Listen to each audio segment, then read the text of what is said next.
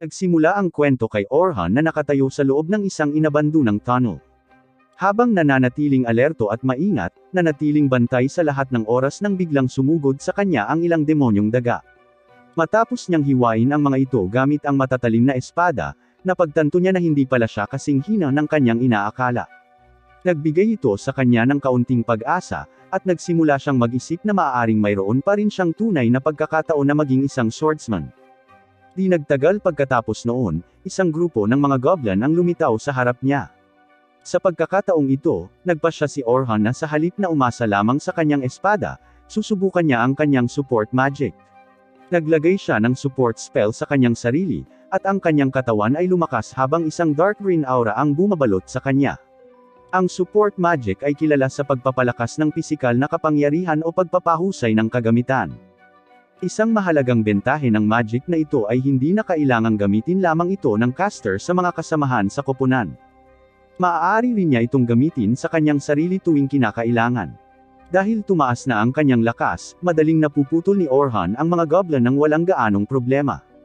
Ang ganitong uri ng spell ay isang bagay na kailangan ng bawat partido upang makaligtas sa mahihirap na labanan. Gayunpaman, inamin ni Orhan na ang support magic ay may malinaw na kahinaan. Ang mga spell na ito ay hindi nagtatagal magpakailanman. Ang tagal ng kanilang pagiging aktibo ay nakadepende sa resistensya ng caster sa mahika. Sa kaso ni Orhan, ang epekto ay tumatagal ng hanggang 3 minuto. Dahil sa limitasyong ito, dapat laging subaybayan ni Orhan ang oras sa kanyang isipan. Kailangan niyang baguhin ang spell sa perpektong sandali dahil kung mauubos ito habang nakikipaglaban, maaaring maging lubhang mapanganib ang sitwasyon para sa kanya. Nagcast siya ng isa pang round ng support magic at ginamit ang boost upang talunin ang huling alon ng mga goblin gamit ang matatag at kontroladong mga galaw.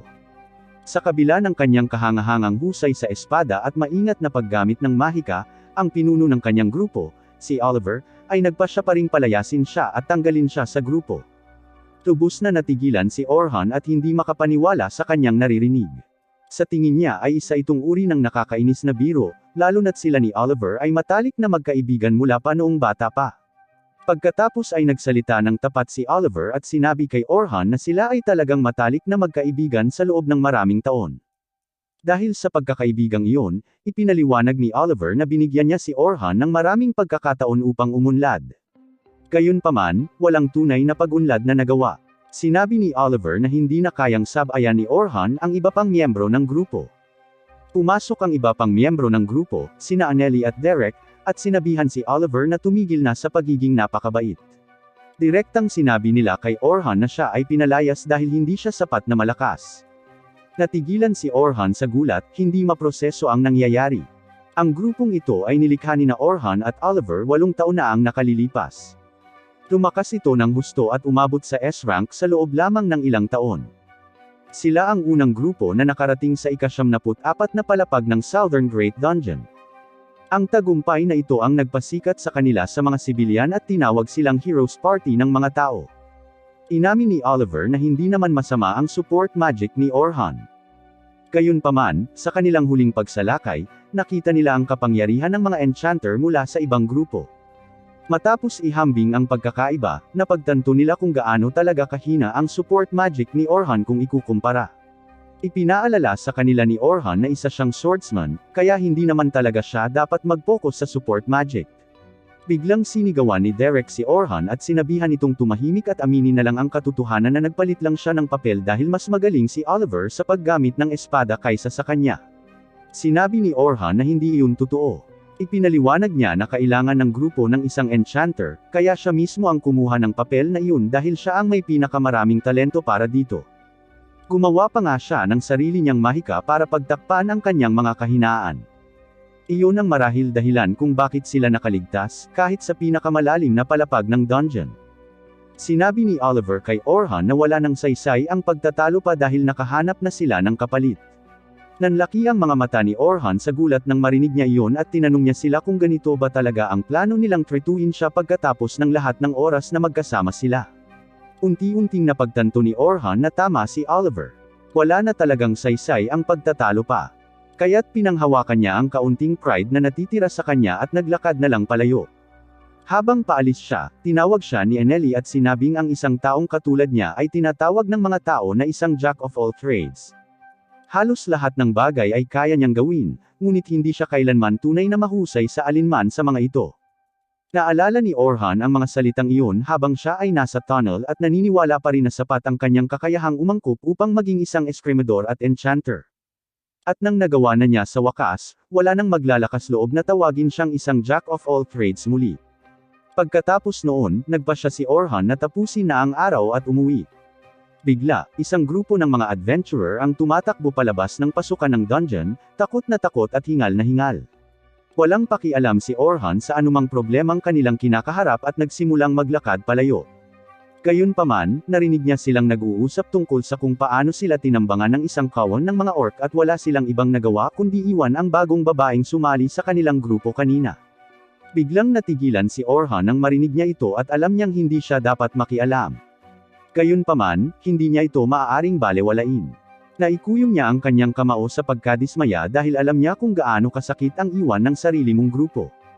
Sinubukan ng mga adventurer na bigyang katwiran ang kanilang desisyon na iwan ang babae. Ngunit doon nagsalita si Orhan at sinabi sa kanila na ang mga taong katulad nila ang siyang pinaka-nakakainis sa kanya. Sinubukan ng mga adventurer na magpaliwanag na kahit nanatili sila at sinubukang iligtas siya, hindi nito mababago ang resulta. Nagalit ang kanilang pinuno dahil may isang taong nagtatanong sa kanilang desisyon. Kaya sinuntok niya si Orhan. Madaling hinaranggan ni Orhan ang atake at gumanti, na itinapon ang pinuno sa lupa. Pagkatapos nito, tinanong sila ni Orhan kung saan nila iniwan ang babae.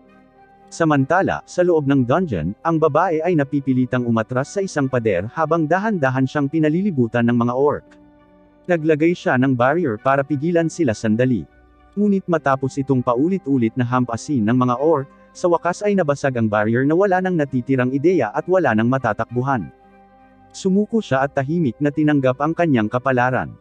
Bigla na lang, isang malakas na bagso ng hangin ang pumuno sa silid, at lumitaw si Orhan sa harap niya. Agad niyang ginamit ang kanyang support magic at sumabak sa laban kontra sa mga orc, at nagawang hiwain ang ilan sa mga ito. Gulat na pinagmasdan siya ng dalaga nang makita siyang nakikipaglaban gamit ang isang espada habang ginagamit din ang support magic, na nagpapaisip sa kanya kung isa ba siyang swordsman o enchanter. Patuloy na pinuputol ni Orhan ang mga orc, na nag-iwan sa dalaga na tulala dahil ngayon lang siya nakakita ng lumaban ng ganito. Hindi nagtagal ay napagtanto ni Orhan na napakaraming orc, kaya naiintindihan niya kung bakit mas pinipiling tumakas ng isang mababang pangkat. Gayunpaman, tiwala siyang hindi sila magiging problema para sa kanya. Gamit ang kanyang enchanted sword, mabilis niyang nolipol ang iba pang mga orc. Nang matapos ang laban, lumapit si Orhan sa kanya at tinanong kung ayos lang ba siya. Biglang bumagsak ang batang babae sa lupa at nagsimulang umiyak matapos harapin ang napakalapit na kamatayan. Pagkalipas ng ilang minuto, umalis sila sa isang kalapit na kuweba at sa labas, nagpaalam si Orhan at nagsimulang maglakad palayo. Mabilis siyang tinawag ng batang babae at sinabing gusto niya itong pasalamatan ng maayos. Nagpakilala siya bilang si Sofia at inalok na bigyan si Orhan ng hapunan bilang isang paraan ng pasasalamat sa pagliligtas sa kanyang buhay. Tumanggi si Orhan noong una, sinabing hindi niya ito iniligtas para lamang makatanggap ng pasasalamat. Pagkatapos ay binigyan siya ni Sofia ng isang pares ng puppy dog eyes, at hindi makatanggi si Orhan. Kaya pumayag siyang kumain kasama niya. Bago sila umalis, tiningnan ni Orhan ang kanyang balabal at napansin ang isang simbolo na pakiramdam niya ay kakaiba na pamilyar ito, kahit na hindi niya matandaan kung saan niya ito nakita dati.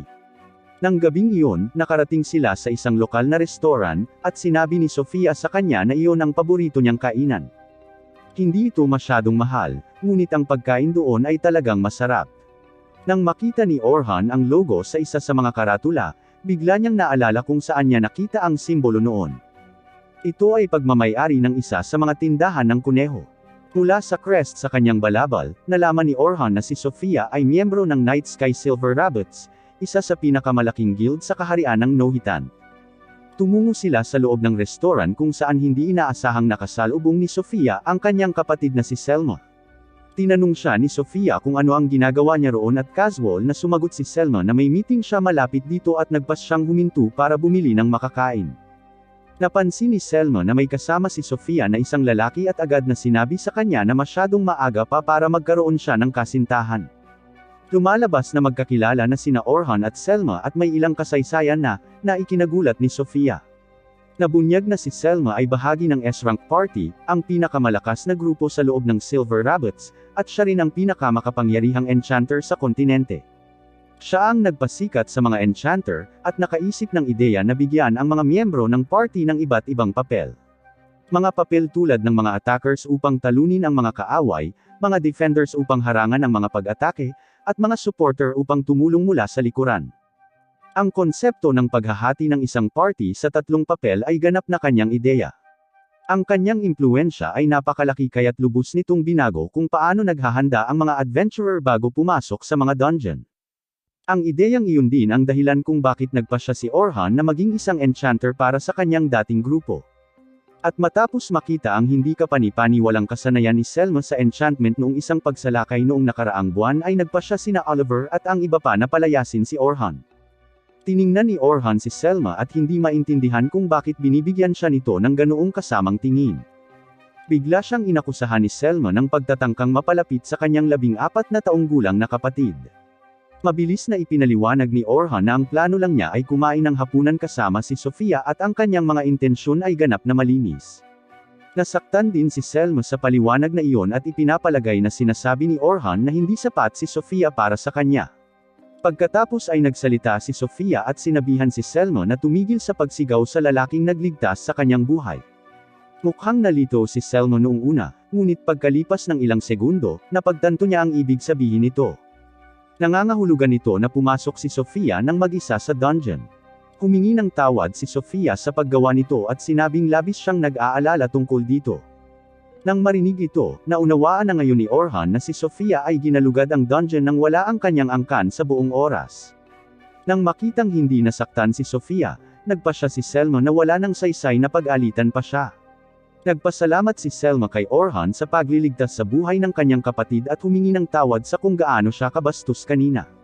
Pagkatapos noon, umupo silang tatlo upang kumain ng hapunan at mag-usap. Hindi pa rin maintindihan ni Sofia kung paano magkakilala sina Orhan at Selma. Kaya ipinaliwanag niya na nagkakilala sila noong pagsalakay noong nakaraang buwan. Noong panahong iyon, pareho silang mga enchanter at nakatalaga sa iisang unit. Dahil mas mataas ang ranggo ni Selma kaysa sa kanya, siya ang namamahala at sinuportahan siya ni Orhan sa misyon. Nagulat si Selma na hindi alam ni Sofia kung sino si Orhan dahil miyembro ito ng kilalang-kilalang grupo ng mga bayani. Napasinghap si Sofia sa gulat nang marinig ito at agad na sinimulang tretuhin si Orhan ng mas formal. Mabilis na sinabi ni Orhan sa kanila na wala na siya sa grupo ng mga bayani dahil naghiwalay na sila ng landas. Nagulat si Selma na pinakawalan ng grupo ng mga bayani ang isang mahusay na enchanter. Pagkatapos ay tinanong niya si Orhan kung nangangahulugan ba iyon na malaya na siya ngayon. Ipinapalagay ni Orhan na yayayain niya itong sumali sa Silver Rabbits. Kaya bago pa niya matapos ang kanyang pangungusap, tinanggihan siya nito at sinabing wala siyang planong sumali sa anumang grupo anumang oras sa lalong madaling panahon. Sinabi sa kanya ni Selma na mali ang kanyang ideya dahil hindi niya sinusubukang i-recruit siya. Sa halip, gusto niyang si Orhan ang gumanap bilang isa sa mga tutor para sa isang ekspedisyon sa pagtuturo na magaganap bukas. Ang kanyang tungkulin ay tumulong sa pagsasanay ng isang grupo ng mga bagong recruit. Ang plano ay para sa mga adventurer na A-rank, pataas ang gag-abay sa mga bagong recruit, at gugugulin nila ang susunod na 3 araw sa pagbaba sa 50 palapag papunta sa Southern Great Dungeon. Nakakagulat ito para kay Orhan dahil kahit ang mga nangungunang adventurer ay karaniwang inaabot ng 6 na buwan hanggang 1 taon para maabot ang lalim na iyon. Inamin ni Selma na magiging mahirap ito, ngunit sinabi niyang hindi ito imposible kung tatahakin nila ang pinakamaikling ruta. Bukod pa riyan, mariing itinutulak ito ng kanilang mga sponsor ng clan. Napagtanto ni Orhan na ang plano ay sapat na mapanganib kaya maaari sana nilang tanggihan ang mga sponsor kung gugustuhin nila. Kaya, pinaghihinalaan niya na may isa pang dahilan. Pagkatapos mag-isip sandali, agad niya itong naunawaan. Kung ang mga bagong recruit na hindi man lang kayang talunin ang isang floor boss ay papayagang maabot ang mas malalalim na palapag, ang buong clan ay lalakas ng mas malakas. Nagulat si Selma na naunawaan ito ni Orhan nang napakadali kahit na may kaunting impormasyon. Napagtanto niya na mas matalas ito kaysa sa inaasahan niya. Sa dungeon, dapat talunin ng mga adventurer ang isang floor boss na lumilitaw bawat 10 palapag upang magpatuloy sa mas malalim na palapag. Normal lang para sa mga bagong recruit na masugatan o mamatay sa mga laban na ito. Gayunpaman, kung matatalo ng isang tutor ang floor boss, ang kailangan lang gawin ng mga recruit ay magparehistro sa crystal sa floor na iyon at umalis. Dahil dito, kailangan ng clan ng pinakamaraming malalakas na tutor hanggat maaari, kaya naman gusto nilang sumama si Orhan sa kanila.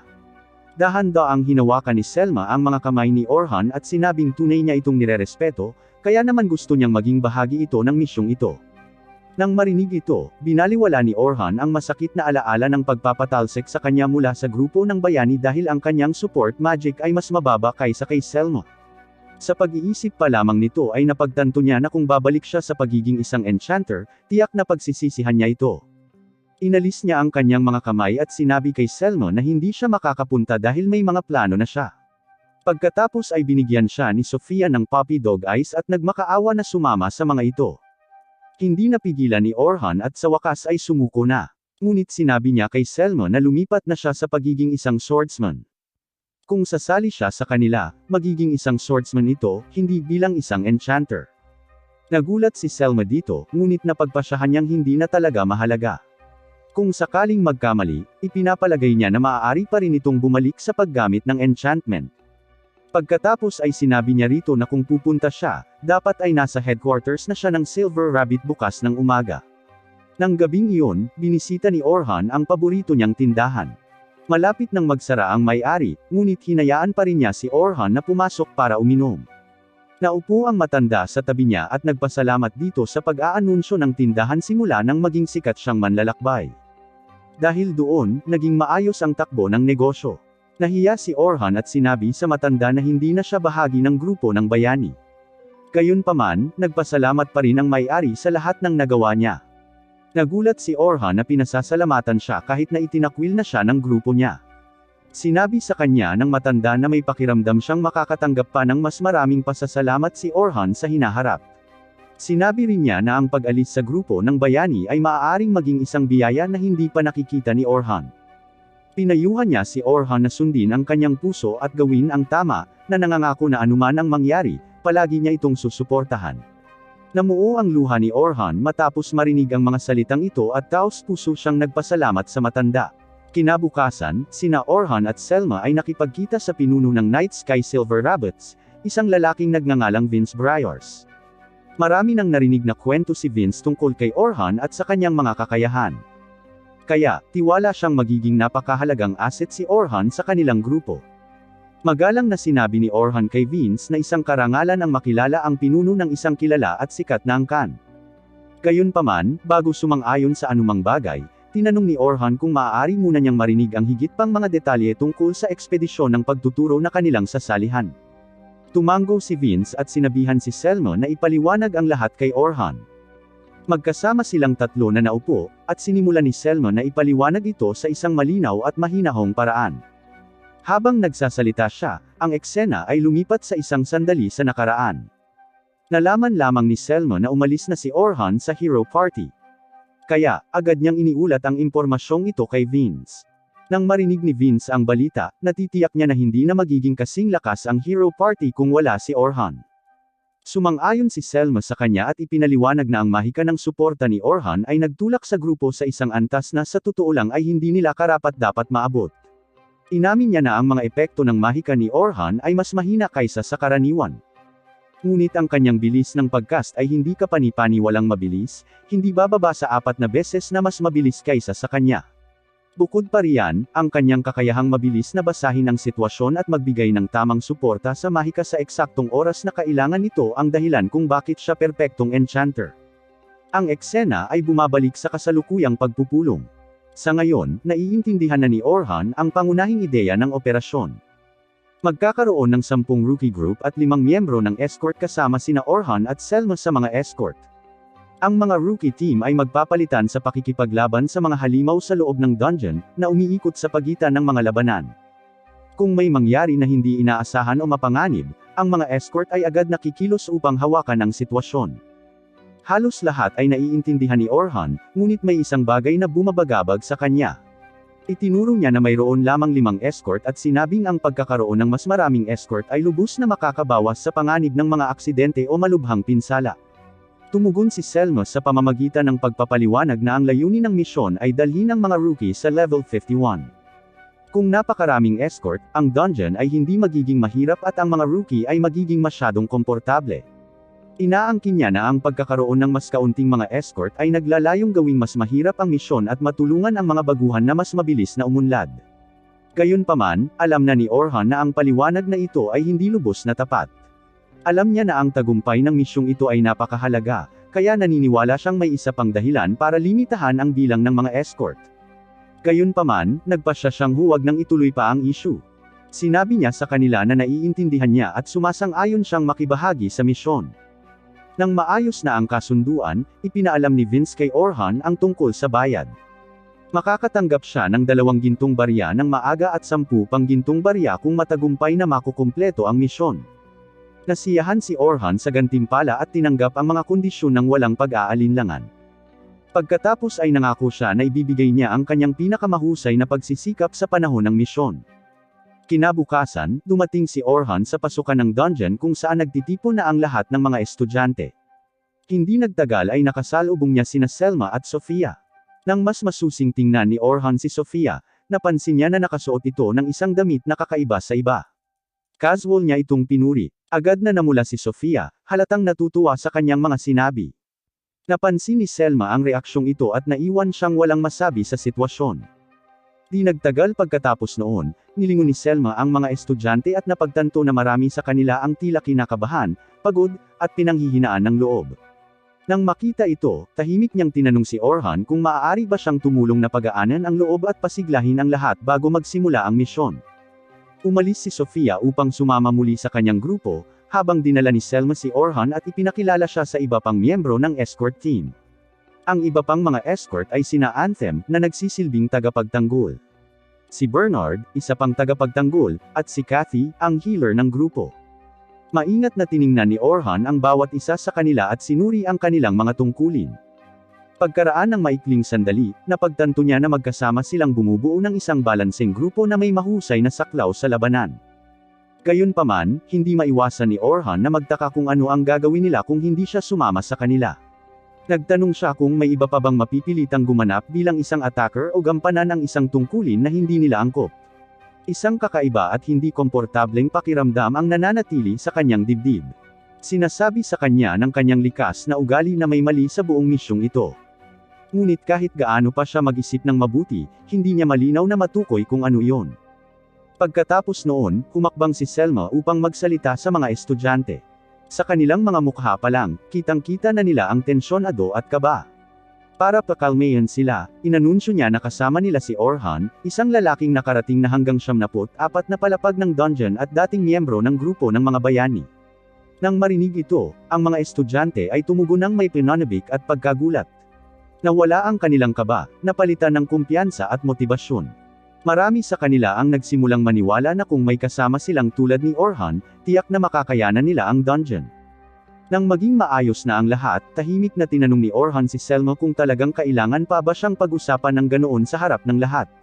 Ipinaliwanag ni Selma na talagang kailangan ito. Sinabi niya na bahagi ng kanilang responsibilidad bilang mga escort ay tiyaking mananatiling kalmado, may kumpiyansa, at nakatutok ang mga estudyante sa dungeon sa hinaharap. Nag-isip sandali si Orhan at napagtanto na may balidong punto siya, kaya nagpasya siyang huwag nang makipagtalo at hinayaan na lang ang bagay na ito. Pagkatapos ay itinalaga si Orhan sa Escort Group 10, na lumabas na grupo ni Sofia. Lumapit siya at tiningnan ang mga miyembro ng grupo, at agad na napansin na 3 lang sila dahil ang mga dungeon party ay karaniwang binubuo ng 4 na tao. Ipinapalagay ni Orhan na isang miyembro ang nahuhuli. Gayunpaman, agad nilang ipinaalam sa kanya na sila ay isang grupo na may 3 tao. Agad itong nagpabalisa kay Orhan. Alam niya mula sa karanasan na ang mas kaunting miyembro ay kadalasang nangangahulugan ng mas mataas na panganib, lalo na sa mga mapanganib na lugar. Bigla, ang pinuno ng grupo, si Logan, ay humakbang paharap at may kumpiyansang nagpakilala. Matapang niyang ipinahayag na siya ay isang mahusay na enchanter at balang araw ay malalampasan niya mismo si Selma. Napansin agad ni Orhan na si Logan ay lubos na may kumpiyansa, marahil ay labis pa nga. Bagamat pinag-aalinlanganan ni Orhan ang kanyang saloobin, tahimik siyang umaasa na ang mga kasanayan ni Logan ay maaaring sumuporta sa kanyang mga salita. Susunod, ipinakilala ni Caroline ang kanyang sarili bilang tagapagtanggol ng grupo. Napansin agad ni Orhan na wala siyang suot na anumang baluti. Dahil sa kanyang pagkausyoso, tinanong niya ito kung plano ba niyang magsuot nito mamaya. Casual na sumagot si Caroline, na sinasabing hindi siya ang unang taong nagtanong sa kanya niyan. Ipinaliwanag niya na ang kanyang estilo ng pakikipaglaban ay nakatuon sa pag-iwas sa mga atake sa halip na harangan ang mga ito. Kaya, naniniwala siyang ang baluti at mga kalasag ay magpapabagal lamang sa kanya. Sa wakas, ipinakilala ni Sofia ang kanyang sarili. Siya lamang ang nagbigay ng maayos at magalang na pagpapakilala na nakatulong kay Orhan na medyo makapagpahinga. Hindi nagtagal, sinimulan ng grupo ang kanilang paglalakbay papasok sa dungeon. Nang makapasok na sila sa loob, nakaramdam si Orhan ng ginhawa. Ang malakas na usapan ng mga estudyante ay humupa at ang katahimikan sa dungeon ay sa wakas ay nagbigay sa kanya ng kaunting kapayapaan at katahimikan. Habang pasulong sila, nagsimulang magtanong si Caroline kay Orhan ng maraming tanong. Karamihan sa mga ito ay tungkol sa kung ano ang pakiramdam ng pagiging nasa hero party at kung bakit siya nagpasyang umalis. Walang balak si Orhan na ibunyag na siya ay talagang pinalayas, kaya malamig niyang sinabi sa kanya na wala siyang pakialam dito. Habang nagpapatuloy sila sa loob, biglang lumitaw ang dalawang demonyong lobo sa likuran nila at sumugod na may malinaw na layuning pumatay. Napansin agad sila ni Orhan, ngunit hindi man lang siya nag-abalang iangat ang isang daliri. Ang mga spell na patibong na inilagay niya kanina ay gumana, nahuli ang mga demonyong lobo at agad silang pinapatay. Ang mga spell na patibong na ito ay napakahirap matukoy ng mga kaaway hanggat hindi sila na-trigger. Naniniwala si Orhan na ito ay isang mahusay na paraan upang harapin ang mga halimaw na umaatake mula sa likuran nang hindi pinapabagal ang grupo. Limitado ang oras at ayaw niyang sayangin ito sa mga hindi kinakailangang laban. Nagpatuloy sila sa pag-usad at kalaunan ay nakarating sa ika-20 palapag. Sa buong paglalakbay, maingat na pinagmasdan ni Orhan kung paano lumaban at nagtutulungan ang grupo. Noong una, inakala niyang si Logan ay isang arrogant lamang na baguhan na masyadong madaldal. Gayunpaman, matapos siyang mapanood sa aksyon, kinailangan aminin ni Orhan na si Logan ay may tunay na talento bilang isang enchanter. Kung patuloy na uunlad si Logan sa ganitong bilis, naniniwala si Orhan na sa kalaunan ay mahahawakan niya ang isang A-rank party. Ang tanging tunay na problema kay Logan ay mahina pa rin siya sa pagbibigay ng malinaw na mga utos sa panahon ng labanan. Mabagal at minsan ay nakakalito ang kanyang mga utos, na maaaring maglagay sa grupo sa panganib. Gayunpaman, tiwala si Orhan na ito ay isang bagay na pagbubutihin ni Logan habang nagkakaroon siya ng mas maraming karanasan sa paglipas ng panahon. Kung tungkol kay Caroline, mayroon siyang hindi kapani-paniwalang bilis, na perpektong akma sa kanyang tungkulin dahil nakikipaglaban siya bilang isang dodge-based defender. Gayunpaman, mayroon din siyang dalawang pangunahing depekto. Ang una ay sumusugod siya patungo sa mga halimaw ng hindi nag-iisip, sumusugod sa sandaling makakita siya ng kalaban ng hindi humihinto upang husgahan ang sitwasyon. Ang pangalawang issue ay ang kanyang pagpili ng mga armas. Gumagamit lamang siya ng 2 dagger. Bagamat akma ang mga ito sa kanyang mabilis na estilo ng pakikipaglaban, kulang ang mga ito sa mapanirang kapangyarihan na maaaring kailanganin ng grupo sa mas mahihirap na labanan. Hindi gaanong namumukod tangi si Sofia kumpara sa iba sa unang tingin, ngunit pagkatapos ng ilang laban, napagtanto ni Orhan na mas mahusay siya kaysa sa isang karaniwang baguhan. May tendensya siyang lumaban sa paraang pasibo, pinipigilan ang sarili. Ngunit naniniwala si Orhan na magbabago ito kapag mas naging komportable na siya sa kanyang mga kasamahan sa koponan. Bukod pa riyan, wala siyang anumang malubhang pagkakamali sa pagiging baguhan na pumipigil sa kanya, na siyang dahilan kung bakit tunay na interesado si Orhan na makita kung paano siya lalago sa hinaharap. Di nagtagal, natalo ng mga escort team sa unahan nila ang boss ng ika-20 palapag. Dahil natalo ang boss, naghanda ang lahat para lumipat sa ika-21 palapag. Ipinaalam ni Selma sa mga estudyante na ang kailangan lang nilang gawin ngayon ay irehistro ang ika-20 palapag sa kanilang mga guild card, at doon na magtatapos ang pagsasanay para sa araw na iyon. Sinunod ng mga estudyante ang kanyang mga tagubilin at nagpasyang tapusin na ang araw. Kinabukasan, nagising si Orhan at napansin ang isang pahayagan na nakalapag sa malapit. Habang binabasa niya ito, nakakita siya ng isang artikulo na nag-aanunsyo na ang grupo ng bayani ay nakahanap na ng isang bagong enchanter. Kinukumpirma nito na ang balita ng kanyang pagkatanggal sa grupo ay kaalaman na ngayon ng publiko. Nakaramdam si Orhan ng matinding pagkainis at pagkadismaya. Sana ay hinintay na lang nila matapos ang ekspedisyon ng pagtuturo bago ito ibunyag sa publiko dahil nag-aalala siyang baka magbago ang pananaw ng mga estudyante sa kanya pagkatapos nilang mabasa ang artikulo. Gayunpaman, alam niyang walang mababago ang pag-aalala. Kaya, isinantabi niya ang kaisipang iyon at tumungo sa dungeon para sa aralin sa araw na iyon. Habang papunta roon, biglang hinarang si Orhan ng isang pamilyar na tao. Isa sa mga dating miyembro ng kanyang grupo, si Luna, ang lumapit sa kanya at desperadong hiniling na bumalik siya sa hero party. Hindi nagulat si Orhan sa kahilingang ito dahil alam niyang mataas ang tingin sa kanya ni Luna. Gayunpaman, mahinahon niyang sinabi rito na wala siyang balak bumalik sa party. Dahan-daang hinawakan ni Luna ang kanyang mga kamay at ipinaalala sa kanya ang pangakong minsan nilang ginawa na sabay na linisin ang dungeon. Nang marinig ang mga salitang iyon, may kung anong pumutok sa loob ni Orhan. Mariin niyang hinila ang kanyang mga kamay at tinalikuran ito.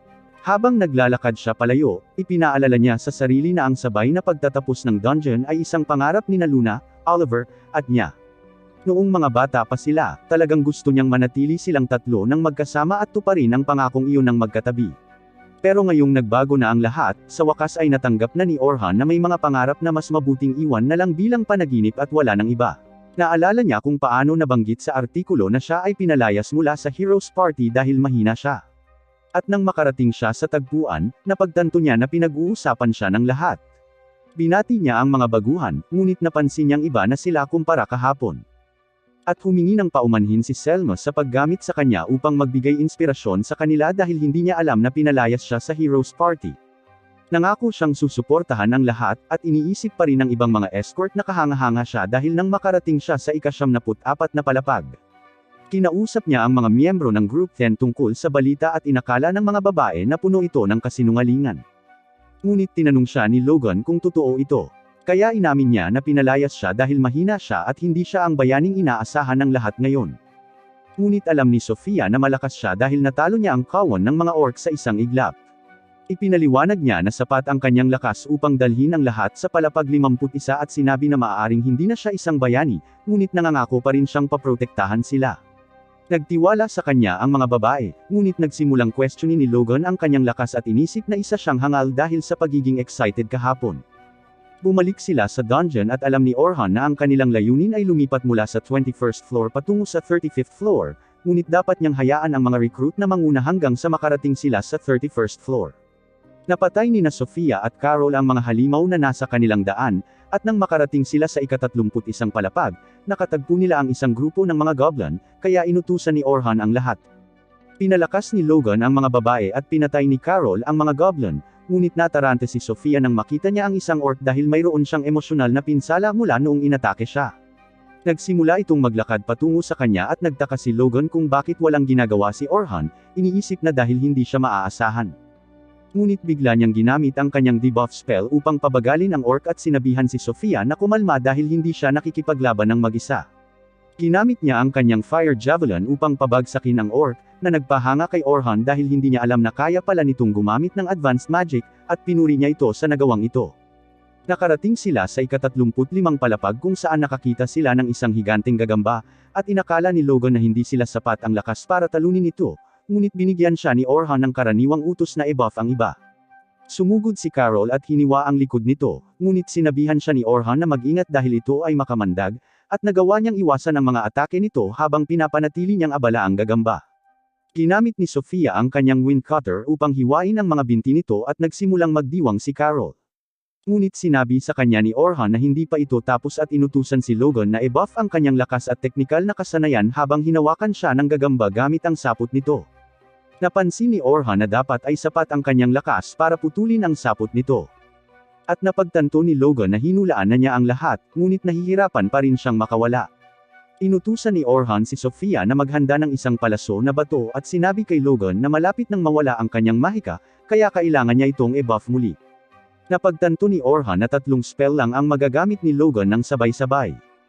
Kaya, nagpasya siyang gamitin ang kanyang support magic upang mapabuti ang talas ng mga kutsilyo ni Carol, na nagbigay daan sa kanya upang makawala. Nagpatawag si Sofia ng isang palaso na bato at ginamit ito upang durugan ang gagamba. Kaya, ipinagdiwang ng mga batang babae ang kanilang tagumpay. Sinabi ni Orhan kay Logan na nanalo sila salamat sa kanyang support magic at nagpasalamat siya kay Orhan sa pagbabantay sa kanila, ngunit sinabi niya na oras na para bumalik. Pagkatapos nilang umalis sa dungeon, pinuri ni Selma ang lahat sa paggawa ng mahusay na trabaho at ipinaalala sa kanila na bukas ang kanilang huling araw, kaya kailangan nilang magpahinga at maging handa para dito. Inimbitahan nina Anthem at Bernard si Orhan na kumain ng hapunan kasama nila, at napagtanto niya na hindi sila nababagabag sa balita, kaya nagpasya siyang sumama sa kanila. Nakita natin si Logan kasama ang mga batang babae sa isang karwahe at tinanong niya si Sofia tungkol sa oras na iniligtas siya ni Orhan. Kaya, ikinwento niya sa kanya ang tungkol sa Wind Blast at support magic na ginamit niya upang talunin ang mga orc. Alam ni Logan na gumamit siya ng Sharpness Up, na siyang parehong galaw na ginamit niya upang tulungan si Carol na makalaya. Ngunit nagtataka si Logan kung gumagamit ba siya ng espada dahil ang spell ay maaari lamang gamitin sa mga armas. Kaya, ipinaliwanag ni Sofia na gumamit siya ng espada upang sugpuin ang mga orc at nabanggit na siya ay naging isang attacker pagkatapos niyang umalis sa grupo ng mga bayani, na nagpahanga kay Logan. Sa tingin niya ay hindi ito makatuwiran dahil si Orhan ay tila isang perpektong enchanter at naalala niya kung paano ang kanyang mga utos ay palaging nasa tamang direksyon. Naisip niya ang spell na ginamit ni Orhan sa orc at alam niya na ito ay isang debuff na napakahirap gawin kaya't kahit si Selma ay bihirang gamitin ito, ngunit madali itong nagamit ni Orhan. Naalala ni Logan ang kanilang laban sa gagamba at sa palagay niya ay perpekto ang kanilang formation dahil sinabi sa kanila ni Orhan kung ano ang gagawin. Alam ni Logan na hinulaan niya ang huling pag-atake ng gagamba dahil sinusuri niya ang sitwasyon habang ang lahat ay nakikipaglaban. Kaya napagtanto ni Logan na siya ay napakatalino. Nagtataka siya kung bakit naging isang attacker si Orhan. At ikinwento sa kanya ni Sofia kung paano niya agad nalipol ang mga orc. Kaya napagtanto ni Logan na isa rin siyang bihasang swordsman. Napagtanto niyang mali siya tungkol sa kanya dahil inakala niyang basura si Orhan matapos niyang mabasa ang artikulo ng balita, ngunit sa totoo lang ay isa siyang henyo na kayang gawin ang lahat. Nang gabing iyon, naghapunan si Orhan kasama sina Anthem at Bernard, na nagsabing babayaran nila ang pagkain. At tinanong nila siya tungkol sa kanyang oras sa party ng mga bayani. Kaya, sinabi niya sa kanila na wala siyang oras para magsaya dahil palagi siyang abala, at sa tingin nila ay katawa-tawa ang artikulo ng balita, kaya gusto nilang kalimutan niya ito. Tinanong nila siya kung bakit siya naging isang attacker.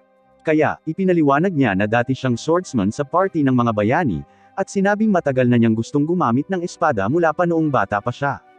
Inihayag niya na na-inspire siya sa kanyang lolo na nagpabagsak sa isang halimaw na sumalakay sa nayon. Ngunit nagtataka sila kung bakit siya naging isang enchanter. Kaya ipinaliwanag niya na nahihirapan silang umunlad sa mas malalalim na palapag dahil mas malakas ang mga halimaw at napagtanto nila na kailangan nila ng isang enchanter sa kanilang grupo. Siya ang may pinakamataas na kakayahan para dito. Kaya siya ang napili para sa papel. At sa tingin ni Anthem ay tama ang ginawa nila dahil nakarating sila sa ika-74 na palapag. Ngunit sa tingin ni Orhan ay nagkamali sila. Kaya, tinanong siya nina Anthem at Bernard kung ano ang ibig niyang sabihin, ngunit humingi siya ng paumanhin sa labis na sinabi at inisip na ang grupo ng bayani ay hindi kailanman makakalampas sa ika-74 na palapag. Tinanong siya ni Bernard tungkol sa kanyang ideal na swordsman. Kaya, ipinaliwanag niya na isa itong taong may iba't ibang kasanayan na kayang dumaan sa mas malalim na palapag ng mag-isa, sinasabing ito ang uri ng adventurer na gusto niya. Maingat, ngunit doon nagbantay sa lahat ng oras nang biglang sumugod sa kanya ang ilang demonyong daga. Ipaalam sa akin sa mga komento sa ibaba ng mga ito gamit ang matatalim na espada at magkikita tayo sa susunod.